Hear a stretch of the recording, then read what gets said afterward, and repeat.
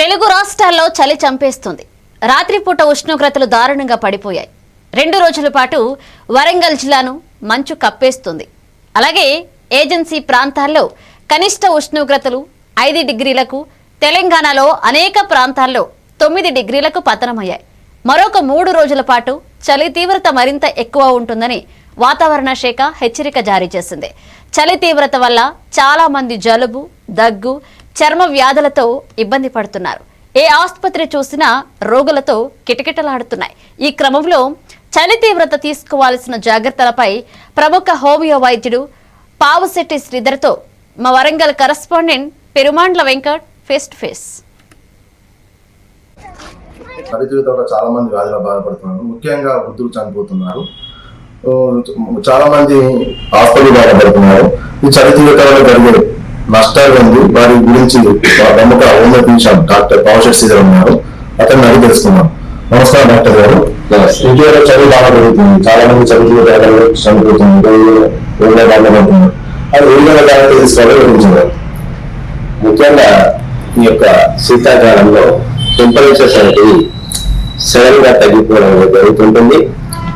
ఎప్పుడైతే ఈ యొక్క టెంపరేచర్స్ అనేది సడన్ గా ఫాల్ అవ్వడం జరుగుతుందో వెంటనే కాఫ్, కోల్డ్, అలాగే థ్రోట్ ఇన్ఫెక్షన్స్, అలాగే స్కిన్ సమస్యలు అనేవి ఎక్కువ ఇబ్బంది పడతారు. చాలా మందిలో చూస్తున్నాం.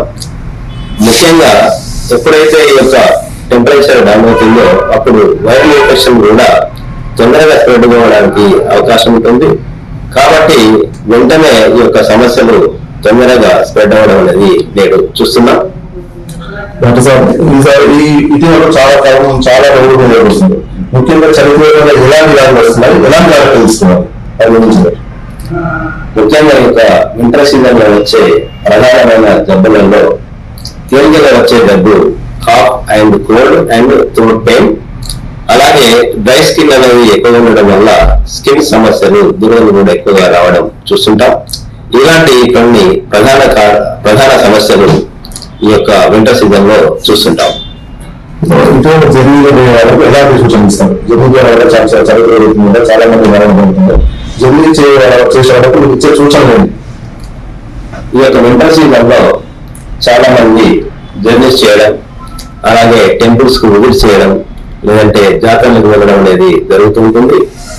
ఈ సందర్భంలో తప్పనిసరిగా ప్రికాషన్స్ అనేవి వల్ల చాలా మంది బాధపడుతున్నారు. వాళ్ళు ఎలాంటి పిల్లలు, వృద్ధులు ఎలాంటి జాగ్రత్తలు తీసుకోవాలి?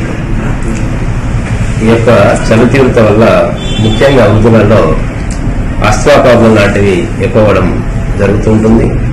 ఎవరైతే ఇంతకుముందు ఈ యొక్క ఆస్మా ప్రాబ్లంతో బాధపడుతుంటారో వారి యొక్క చలికాలం అనేది బయటికి రాకపోవడమే చాలా మంచిది. ఉన్న చోటనే ఉండి కొద్ది వేడి ఆహార పదార్థాలు తీసుకుంటూ, అలాగే కొద్దిగా వేడి వాటర్ కూడా రోజు త్రాగడం వల్ల ఈ యొక్క కాఫ్, కోల్డ్ సమస్యలు కానీ, గొంతు నొప్పి సమస్యలు కానీ రాకుండా జాగ్రత్త పడవచ్చు.